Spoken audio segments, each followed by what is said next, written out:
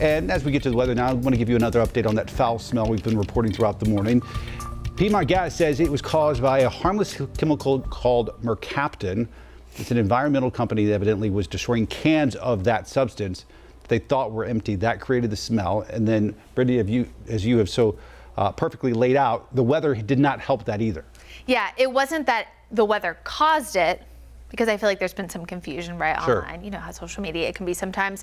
It's that the inversion kind of trapped that smell close to the ground, which made it so obvious for us to smell it. In fact, there's a chance that this has happened before. We just didn't know, because normally, you know, some kind of smell would go out in the air and it would go up and just kind of go away. But as that warm air inversion really trapped the smell closer to the ground, it made it so clear for all of us to smell.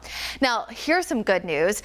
Really over the past hour or so, I stepped outside of the station for a second, and it does feel like it's smelling a little bit better. And as we continue to see the sunshine come out, the wind starting to mix up our atmosphere, the inversions should start to break, and that'll make it smell a little bit less aggressive here. You can still see, though, for a few of us, still a decent amount of cloud cover. That view, of course, from Monroe right now, where you can see the clouds still lingering. I do have a few areas of rain and even a thunderstorm popping up here, really on the very southern side of Chesterfield County. I mean, it's barely making its way in the county, so just keep an eye out for that. It'll be areas mainly south of Charlotte, so the southern Piedmont down toward the Sandhills, southern York, Union, Anson, Richmond counties, and down toward Chester, Lancaster, and Chesterfield counties that will largely see our best rain chance today, although it is still pretty low. As you can see, hour by hour, partly sunny, high temperatures right around 90. We'll feel like the mid 90s, but a pretty typical July day in the forecast today. Of course, if you're outside, still want to stay hydrated, as it will be warm.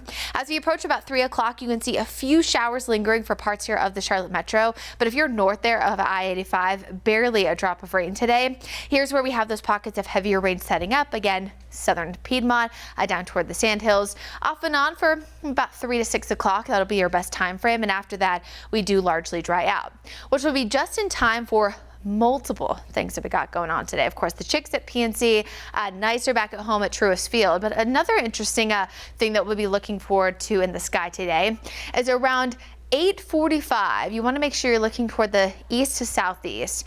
This will be just after sunset, which is just before 8:40. To see the potential to get a glimpse of the Falcon 9 Dragon 2 launch that'll be launching from Cape Canaveral. Now, looking at the forecast, there will be a few clouds around, but if you can get a break at the perfect time, you may be able to see some of that launch.